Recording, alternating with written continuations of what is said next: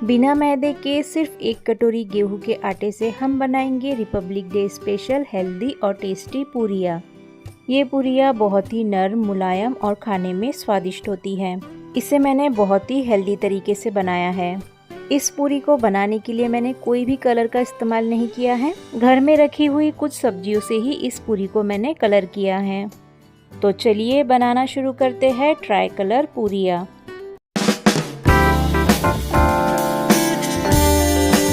पूरी बनाने के लिए सबसे पहले मैंने यहाँ पर लिया है 200 ग्राम पालक, और पालक को मैंने अच्छे से वॉश कर इस तरह से काट लिया है। अब हम पालक को 2 मिनट के लिए भाप दे देंगे, और भाप देने के बाद इसे हम अच्छे से ठंडा कर लेंगे। तो ये देखिए, पालक को भाप देने के बाद यहाँ पर मैंने इसे ठंडा कर लिया है।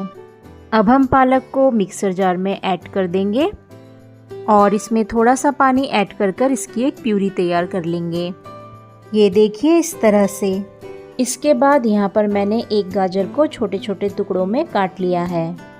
अब हम गाजर के टुकड़े भी मिक्सर ग्राइंडर जार में डाल देंगे। यहाँ पर गाजर को हमें छीलकर ही काटना है। पहले हम गाजर को 5 सेकंड के लिए मिक्सी में चला लेंगे।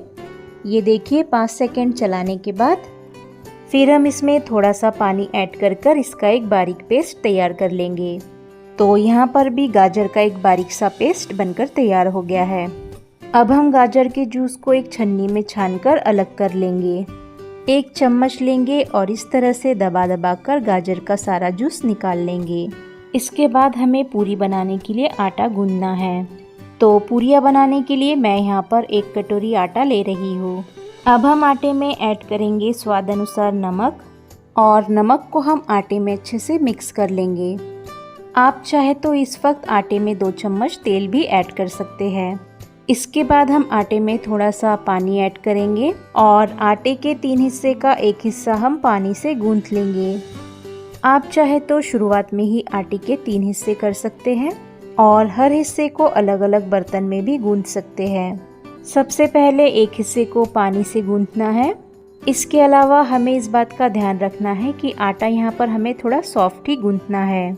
तो देखिए यहाँ पर मैंने 1 हिस्से को पानी से गूंथ लिया है।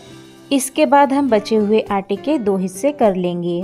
तो 2 हिस्से का 1 हिस्सा हम एक अलग से बर्तन में रख देंगे, और बचे हुए 1 हिस्से को हम गाजर के जूस से गूंथ लेंगे। गाजर के जूस का डो भी हमें सॉफ्ट ही गूंथना है। तो यहाँ पर अब ऑरेंज कलर का डो बनकर तैयार हो गया है। इसके बाद बचे हुए आटे को हम गूंदेंगे पालक की प्यूरी से, और इसका भी हमें एक सॉफ्ट सा डो तैयार कर लेना है। अब यहाँ पर ग्रीन कलर का डो भी बनकर तैयार हो गया है।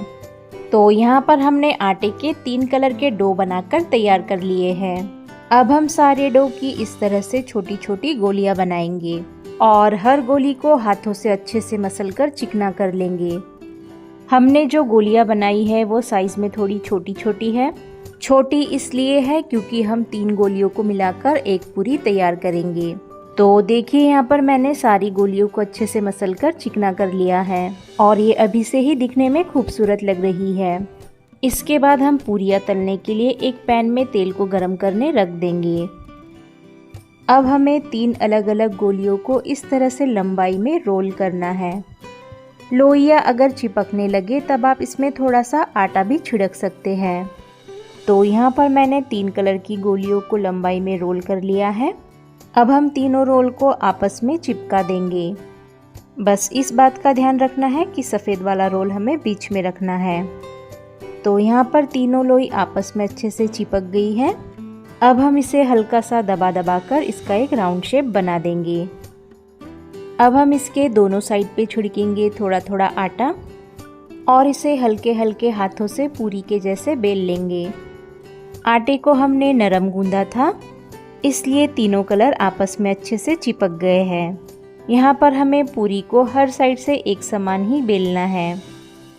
इसके बाद हम इस तरह का कोई ढक्कन या कटोरा ले लेंगे, और पूरी के बीच में रखकर इस तरह से दबा कर गोल शेप दे देंगे। किनारों को निकाल कर अलग कर देंगे। तो देखिए यहाँ पर कितनी गोल और कितनी सुंदर पूरी बनकर तैयार हो गई है। अब दूसरी तरफ पूरियाँ तलने के लिए तेल भी अच्छे से गर्म हो गया है। तो चलिए अब हम पूरी को फ्राई कर लेते हैं।